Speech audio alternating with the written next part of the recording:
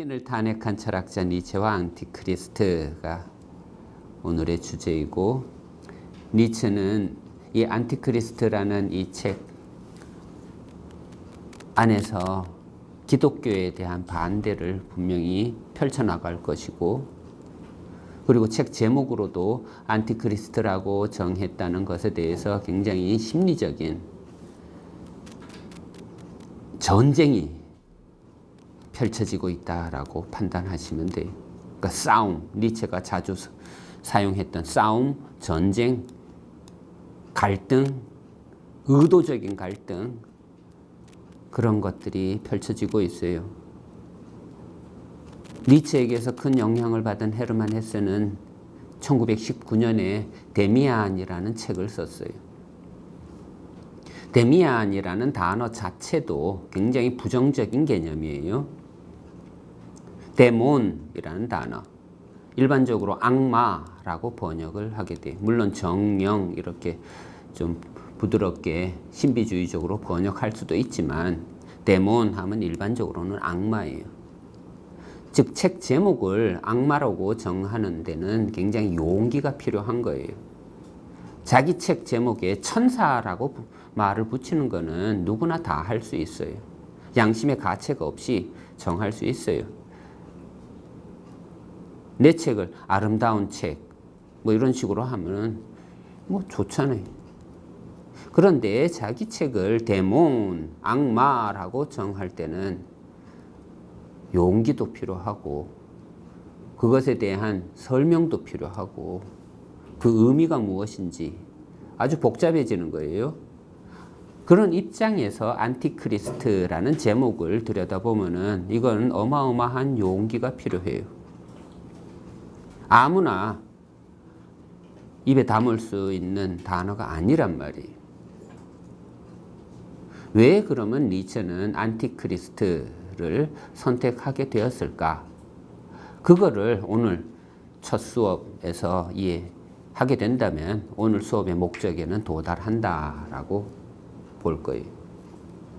그런데 매 시간마다 그렇듯이 오늘 또 처음 들어오신 분도 있고 하니까 또다시 좀 큰 영역으로 접근해 들어가도록 할게. 오늘 집에서 이렇게 좀 필기를 해봤어요. 니체 철학의 특징이 뭘까? 니체 철학의 특징들, 첫 번째 아포리스무스, 즉 잠언으로 철학하기. 잠언이 뭐냐? 잠언은 아포리스무스, 그리스어로는 아포리스모스라고 해요. 뭔가 경계를 정하는 거예요. 호리존트라는 독일어도 있어요. 호리존트가 뭐냐면 한계, 지평선, 수평선, 그런 거. 즉 한계를 정하는 거. 즉 글을 쓸 때 한계를 정해놓고 글을 쓰는 거. 예를 들어서 제가 수필을 쓸 때 수필은 많이 쓰면 안 돼요. 한 장 혹은 한 장 반 정도.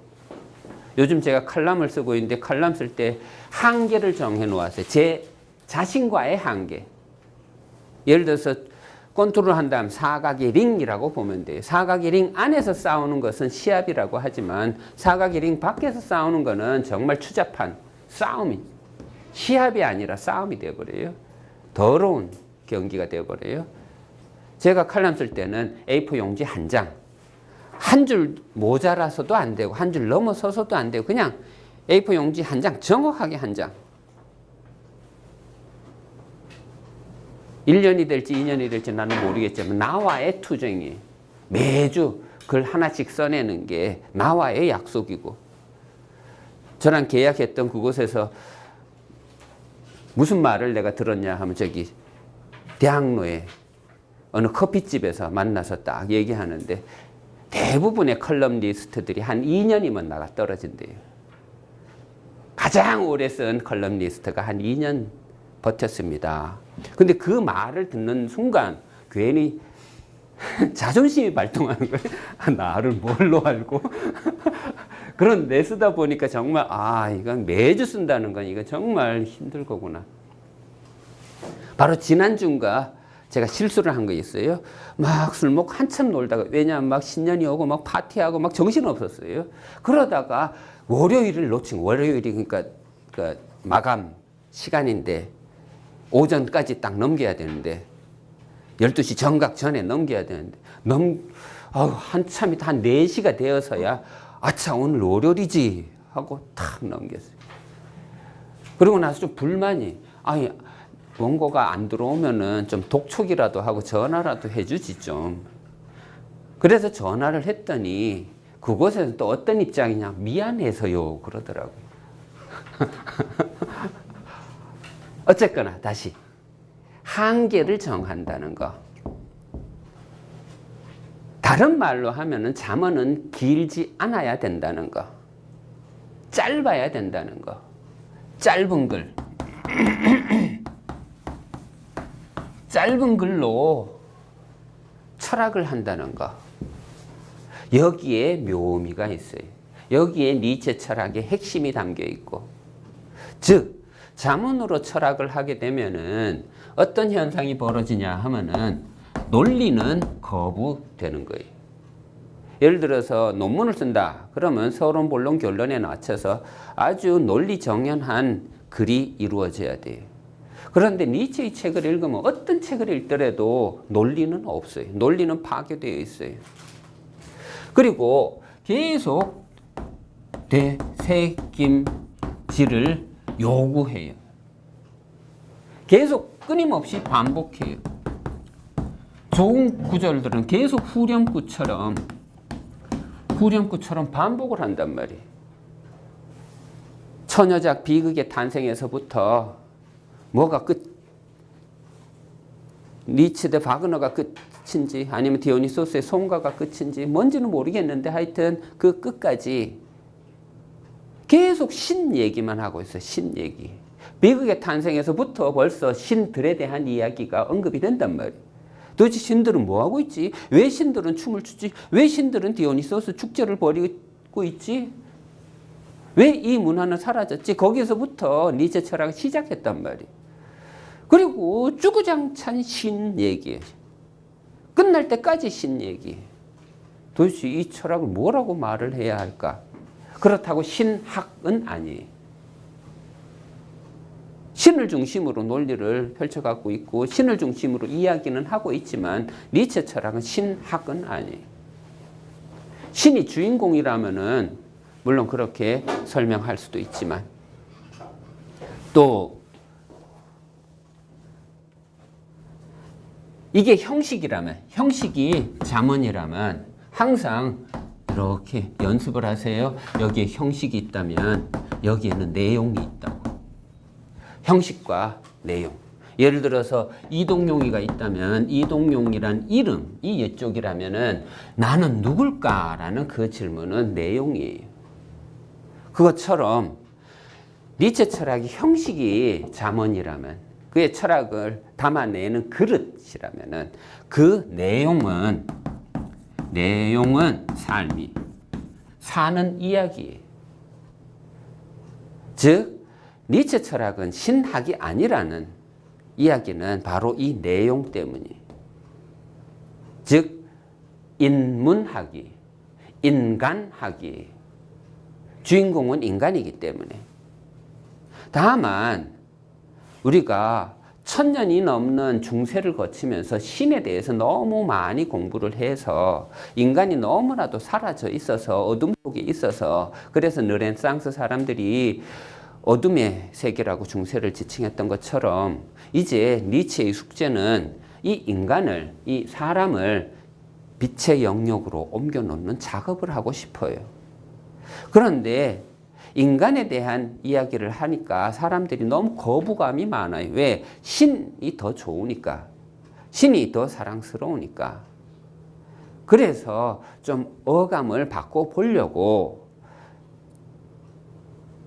신은 죽었다라는 어떻게 보면은 니체를 불멸로 만드는 주장이기도 하고, 기독교 입장에서 보면 굉장히 기분 나쁜 발언이기도 하고. 하지만 니체 철학의 대부분의 내용은 삶을 부각시키기 위해서 신을 죽이는 그런 발언을 했어요. 즉, 빛을 보여주기 위해서 어둠을 설명하고 있듯이 그렇게 접근해 들어가면은 쉽게 이해되지 않을까. 그 다음 두 번째 특징은 조어들이 많아요. 조어. 즉 만들어내는 말들이 너무 많아요. 대표적으로 유버맨시라는 유버맨시. 즉 우리는 이것을 초인이라고 번역을 해요. 대부분. 그런데 하도 말들이 많으니까 그냥 유버맨시하고 그냥 발음 그대로 적는 사람들도 있어요. 저는 유버맨시보다는 초인이 더 낫다고 생각해요. 유버 하면 위, 맨시 하면 인간. 즉 뜻이 뭐냐 하면 위에 선 인간도 되고, 아니면 위로 넘어가는, 즉 극복하고 있는 인간. 극복하고 있는 인간. 넘어서고 있는 인간이, 혹은 극복한 사람이기도 하고. 극복만 인정할 수 있다면 니체 철학은 아무 문제 없어요.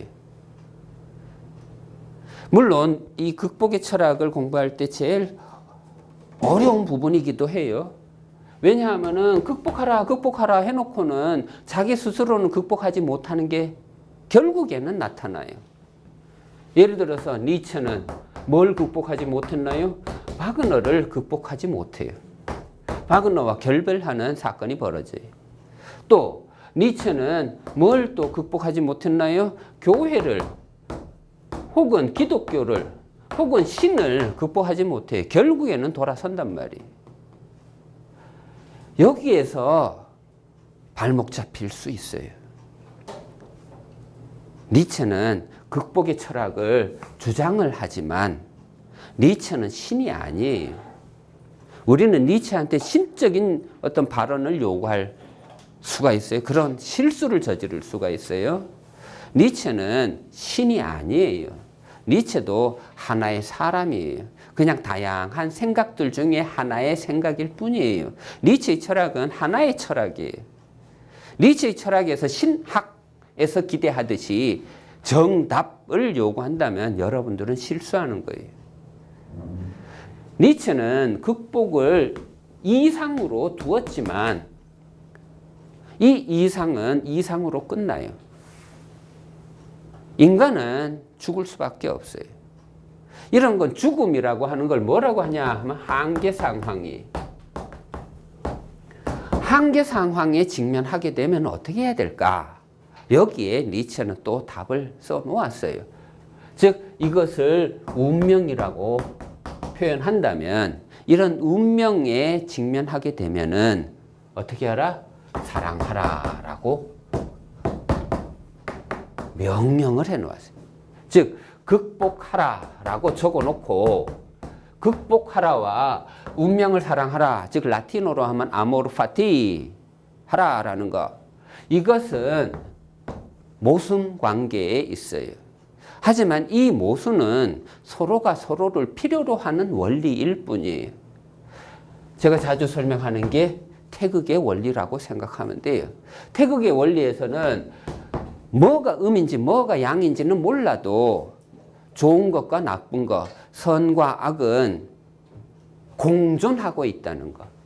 공존하고 있어요. 나쁜 것, 제거의 대상이 아니에요. 나쁜 것도 똑같은 힘으로 균형을 잡아줘야지. 내 안에 있어야지. 좋은 것만 좋아하면 큰일 나요. 태극의 원리는 둘 다 있어야 된다는 이러한 이념. 즉 한계에 부닥치면은 사랑하면 되고, 한계에 부닥치지 않았다면 혹은 내가 넘어설 수 있는 그런 경계라면은 그냥 극복의 이념으로 넘어서면 되는 거예요. über 해내면 되는 거예요. 또 조어에서 니체 철학의 유명한 조어라면 그의 철학의 이름, 그의 철학을 뭐라고 하냐 하면 니힐 리스 무스. 니힐. 니힐이 뭐냐 하면 무란 뜻이에요. 없을 무자. 이것도 동양 철학의 어떤 태극의 이론으로 내가 니체의 철학을 설명하듯이 허무주의도 동양 철학의 공과 무 사상을 인정할 수 있다면 니체 철학은 쉬워져요. 우리는 공과 무를 말을 하면서 나쁜 생각을 하는 게 아니라 긍정적인 생각을 해요. 예를 들어 달마 대사가 동그라미를 그려놓고 9년 동안 면벽 수련을 했대요. 우리는 그의 수련을 말하면서 나쁜 짓을 했다라고 생각하지 않아요. 그는 9년 동안 면벽 수련하면서 공과 무 사상을 깨닫게 된단 말이에요. 그는 깨달음의 경지에 도달한단 말이에요. 즉 공, 무는 뭐냐 하면 깨달음의 경지예요. 기독교 사상으로 하면은 구원 받는 거예요. 하나님 곁에 가는 거예요. 임마누엘을 경험하는 거예요. 공과 무는. 즉 허무주의라고 말을 하면서 그런 황홀함 혹은 무아지경 그런 걸 생각해낼 수만 있다면 허무주의, 니체의 허무주의 좋은 거예요. 자기의 철학을 내 철학은 허무주의야 라고 주장하는 그 니체의 심리 상태를 우리는 이해할 수 있는 거예요. 또 조로서 니체가 자주 썼던 게 데카당스. 이거 불어라서 데카당이라고 발음을 한대요. 저는 불어는 잘 못하니까 그냥 흉내만 낼게요. 데카당스. 데카당스가 뜻이 뭐냐 하면은 사전에 찾아보면 퇴폐주의. 썩어 빠졌다라는 이러한 사상. 허무주의도 마찬가지고 퇴폐도 그렇고 둘 다 어떤 같은 맥락이에요. 예를 들어서 이렇게 설명해 볼게. 썩었다. 혹은 썩지 않았다.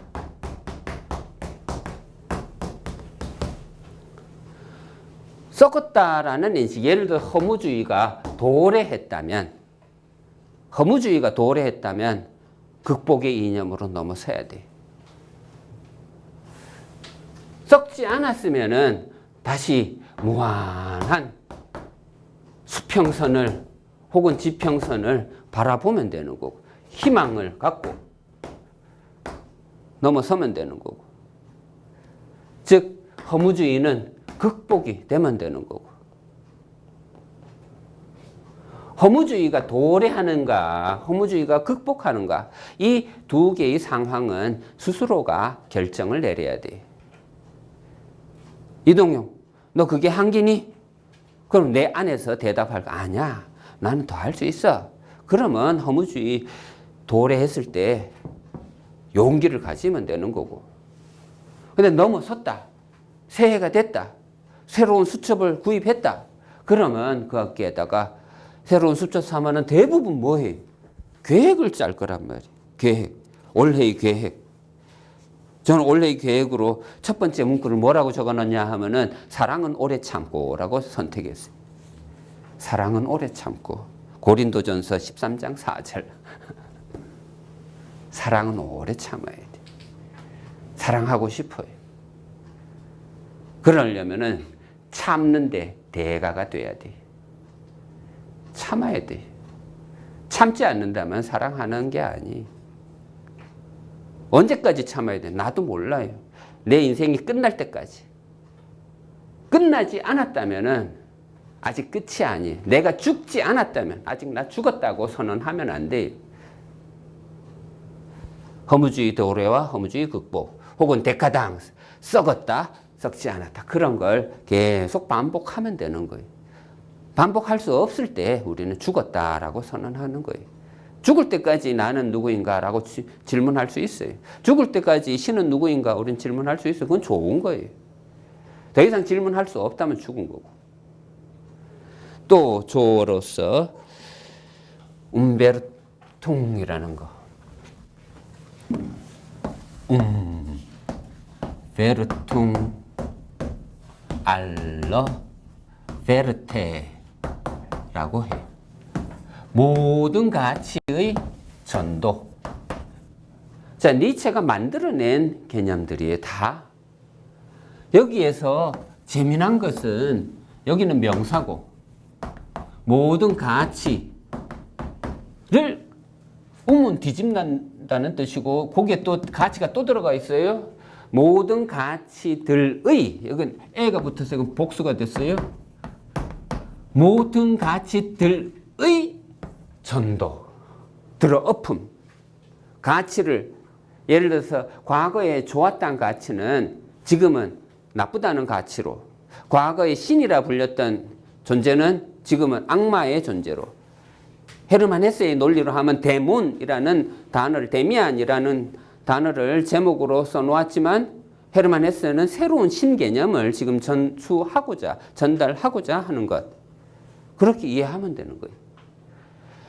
여기서 핵심이 되는 건 모든. 다 바뀔 수 있어. 다. 신은 안 변한다고? 아니에요. 니체 철학은 허무주의는 아니에요. 다 변할 수 있어요.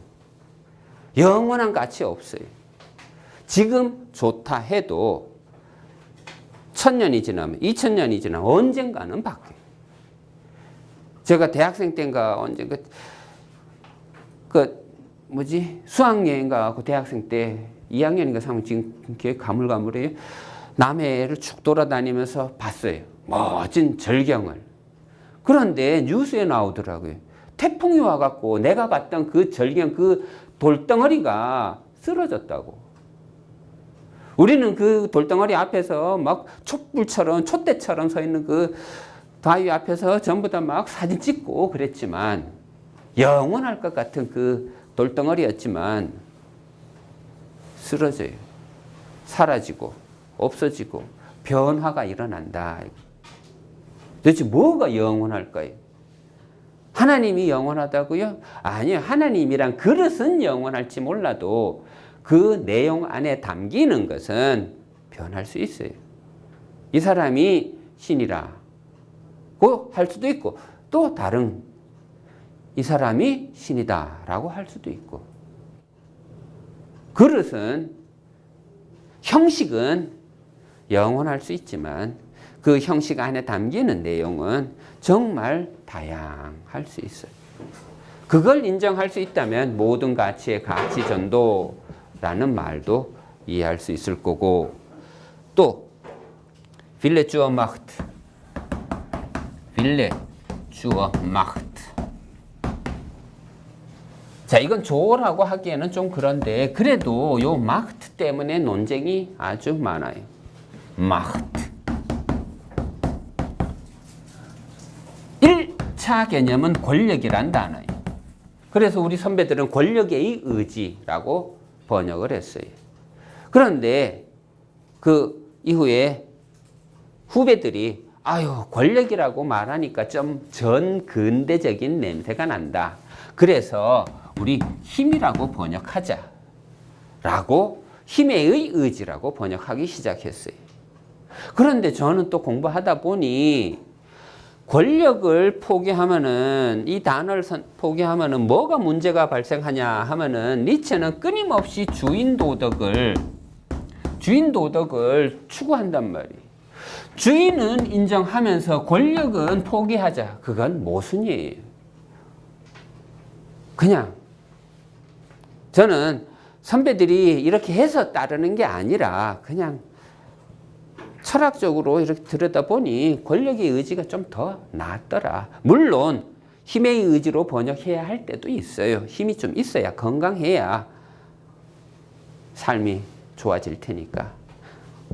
하지만 그 건강조차도, 그 힘조차도 결국에는 주인 도덕을 향해 가는 과정일 뿐이니까 결국에는 권력이 더 낫다라는 입장이.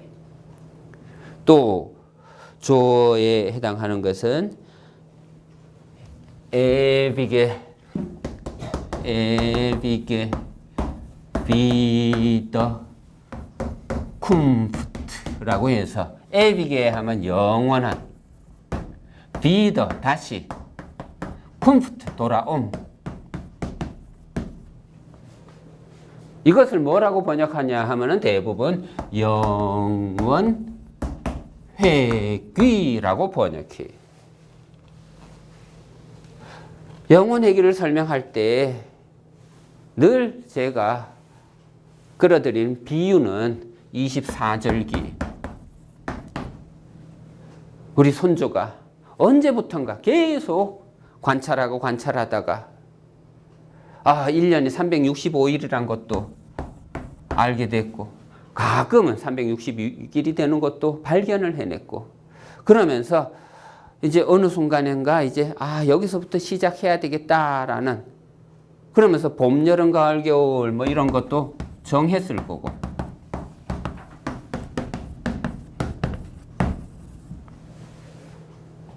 언제부턴가 결정이 되어 있는 거예요. 내가 죽는다고 변하는 것들이 아니. 해가 떠요, 동쪽에서. 해가 져요, 서쪽으로. 내 의지와는 상관없어요. 우리는 이거를 해가 뜬다 혹은 해가 진다라고 언어로 규정해서 표현하지만 자연에서는 그냥 있어요. 그렇게 그냥 영원히 되돌아오는 똑같은 그 굴레 속에서 있어요. 그런데 우리는 이성적 존재는 항상 시작과 끝을 설명하려고 하는 그런 실수를 범해요. 니체는 그런 이성의 한계에 도전하는 거고, 뭔가 깨닫는다는 그 경지는 바로 영원 회귀를 깨닫는 거예요. 하나가 전체가 되는, 힌두교의 사상으로 하면 아트만이 브라만과 합일이 되는, 즉 물아 일체가 되는 그 경지. 물아 일체의 경지에 들어가면은 무아지경이에요. 내가 누군지도 몰라요. 황홀지경이에요. 엑스타즈예요. 내 의식의 바깥으로 나가버리는 거예요. 얼마나 황홀하기에. 내가 누군지 안다면 아직도 황홀지경이 아니에요. 이동용이가 누군지 안다면 그건 아직도 엑스타즈의 경지에 못 들어갔어요. 무아지경에 못 들어갔어요. 무아경지에 들어간다면 내가 누군지도 몰라요. 내가 자연과 합일이 되어버리기 때문에. 영원회귀, 이성으로 설명하려고 하면 그거는 무리예요. 무아지경을 어떻게 말로 설명할 수 있을까요? 오르가즘, 어떻게 그런 지경을 말로 설명할 수 있을까요? 정말 진정한 사랑, 그 진정한 사랑을 어떻게 말로 철학적으로, 논리적으로, 문학적으로, 안 돼요, 그런 건. 영원회귀, 계속 돌고 돌아가는 이 우주의 원리, 이 인생의 원리, 인류의 어떤 존재, 저도 뭐라고 말을 해야 될지 모르겠어요. 하여튼 그 무엇, 노자 사상으로 하면 그냥 도가 그냥 있어요. 도를 굳이 설명하려고 하지 마세요. 그냥 도는 그냥 있는데 그걸 어떻게 인식할까? 니체 철학도 마찬가지. 좀 답답함, 황혼, 막연함이 있어요. 영원회귀가 도대체 뭘까? 깨달음의 경지인데 계속 돌고 도는 게 도대체 뭘까? 그럼 개인마다 다를 수 있으니까 그냥 끊임없이 질문해 보세요. 수수께끼처럼. 니체는 이런 말을 남겼어요. 과거는, 적으세요. 과거는 모든 미래의 꼬리를 문다. 과거는 모든 미래의 꼬리를 문다. 미래가 있는데 미래가 여러 개의 가능성이 있어요. 우리 유명한 시도 있잖아요. 갈림길 딱 섰을 때 내가 얼마나 많은 미래가 내 앞에 펼쳐져 있을 거예요. 여기 대학생은 얼마나 많은 미래가 펼쳐져 있을까. 지금 이 순간을 정말이 10년 금방 가요. 우리 반세기 이상 사신 분들은 인정할 거예요. 정말 10년이라는 건 눈 깜짝할 새에 간다는 거 알아요. 그런데 안 가면 돼. 근데 20대가 느끼는 10년은 정말 길어요. 왜냐하면 20대는 지금 자기 인생의 절반이라는 얘기이기 때문에 엄청나게 길게 느껴져요. 하지만 그 10년을 정말 여기 의사 선생님처럼 정말 그냥 코피 흘리면서 책을 읽어버리면은 얼마나 많은 가능성이 자기 손에 주어질까. 그렇게 살 필요 없어. 네. 어쨌거나 지금 아직 오지 못한 그 미래를 위해서 뭔가는 선택해야 돼. 또 선택하고 또 선택하고 이렇게 나아갈 거예요. 그게 영원회귀사상.